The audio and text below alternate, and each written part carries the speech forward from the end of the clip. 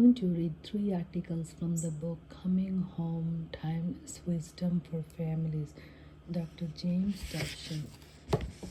This article title is One Horse Open Sleigh.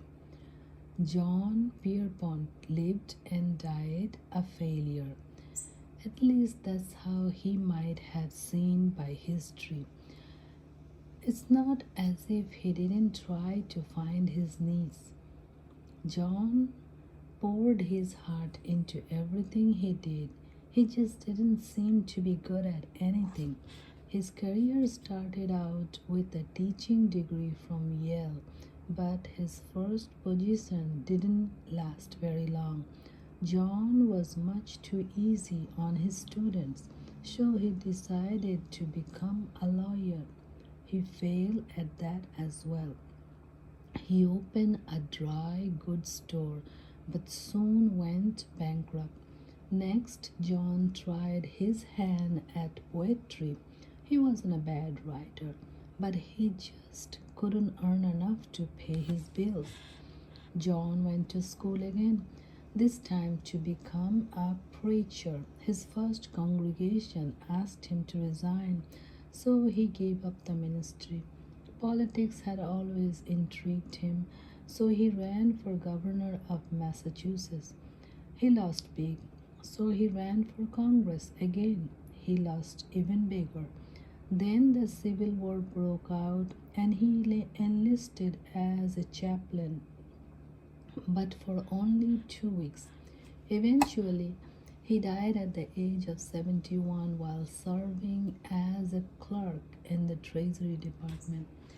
John Pierpont's tombstone read simply poet, preacher, philosopher, philanthropist. Well, 1 out of 4 isn't bad. He wrote a simple song somewhere along the way that any 3-year-old could sing. The melody and lyrics are as cheerful as Christmas itself. He called it Jingle Bell. The song about sleighs and horses and snow and laughter. John Pierpont, though dead and gone, had finally found his niche. It's a wonderful article, and it's true, many people it takes a whole lifetime to actually find a niche, what they are good at. And sometimes some people do find it quickly, and then some people at later in age do struggle to find what they really like. But the best way to find a niche is something we feel happy doing, something we feel connected to, and we don't feel it as a work. We feel it like we would rather do it even if there was no money in it. So sometimes a niece might not pay enough to do all the things needs to be done, but sometimes people just work to pay the bills, but the needs is something that give them satisfaction of doing that. So to say that somebody working for the niche they found and like, it's really depends on the person whether they are really happy. The next article titled 4 on 4. I have always loved the game of basketball, even though I have never been particularly skilled at it. But a few years ago, at age 50, I had the opportunity of a lifetime. My friends and I had gone to a conference in Laguna, California, which is a beach town populated mostly by surfers and sun worshippers. During an afternoon break, someone suggested that 4 of us old guys go down to the outdoor basketball court on the beach and challenge the young hot sort who play there. It was a stupid thing to do, but off we went. When we arrived, about 300 spectators around the court. where four-man team waited to take their turn against the racing champs. We got in the line waiting to play. Rumors began to spread about who those old dudes really were. Some thought we were NBA scouts checking out the talents. Others thought we were coaches from USC or UCLA. Why else would we be there? As for me, I have never been so nervous in my life as I was while waiting to play the champs. We finally stepped into the court and the impossible happened. We got hot and hit everywhere we sought. Within 2 minutes, we were ahead by a score of 8-0. The crowd went crazy as people began to come from everywhere on the beach. Only 3 more buckets, and we would have pulled off the upset of the century. But then reality set in and we lost 11-8. At last, athletic immortality often hangs by the slenderest thread. I missed it by 3 lousy buckets. How close have you come?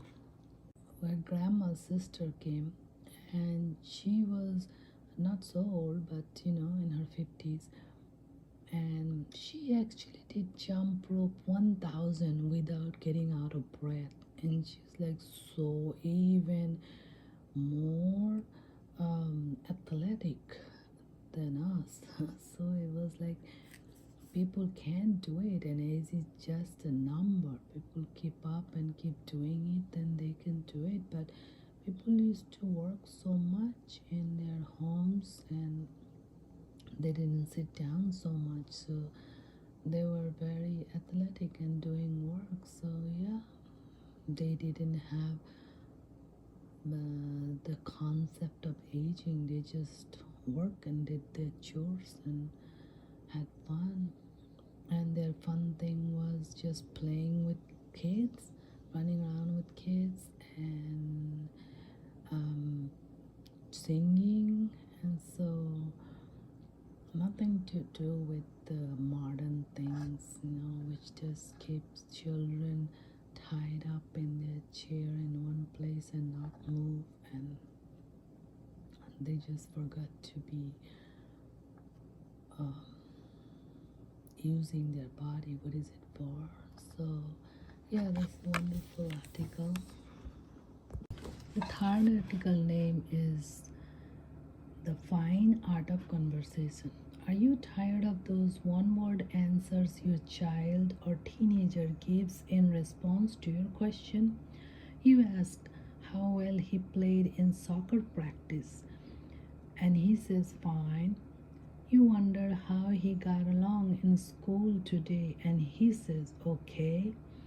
End of the dialogue. Well, I have a suggestion that may help. I ran across a simple but very effective way to teach children the art of conversation. It was included in an article written by Sybil Ferguson in Women's Day.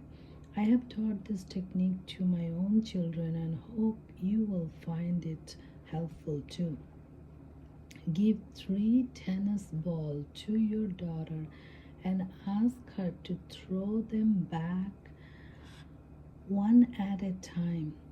Instead of returning the balls, however, simply hold them. Your daughter will stand there looking at you awkwardly and wondering what to do next. Obviously, it isn't much of a game. Then you explain that good conversation is like that game of catch. One person throws an idea or a comment to the other, and he or she tosses it back. Talking to each other is simply a matter of throwing ideas back and forth. For example, if you ask your daughter, how did it go in the school today? She answers, fine. She has caught the ball and held it. We have nothing more to say to each other. But if she responds, I had a good day because I got an A in my history test. She has caught the ball and thrown it back. I then asked, was it difficult test or did you study hard for it, or I bet you're proud of yourself. To teach your children how to communicate, simply show them how to catch and throw. Even a very young child can understand the idea. It's just a matter of playing the game.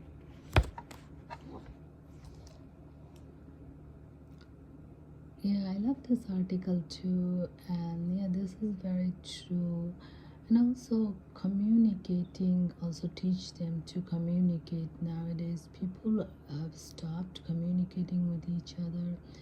Families are so busy with the TV, computer, and cell phone that they don't really talk to each other or give any time to each other. They find more pleasure in this um, things, just things, and then actually talking to each other or sitting and talking to their families. Also, yeah, slowly, gradually, the society is changing, and it's actually changing for the worse, not for the better. So, old ways were always better, where people actually did talking and telling stories and just fighting, shouting, whatever it is, but at least they had conversations.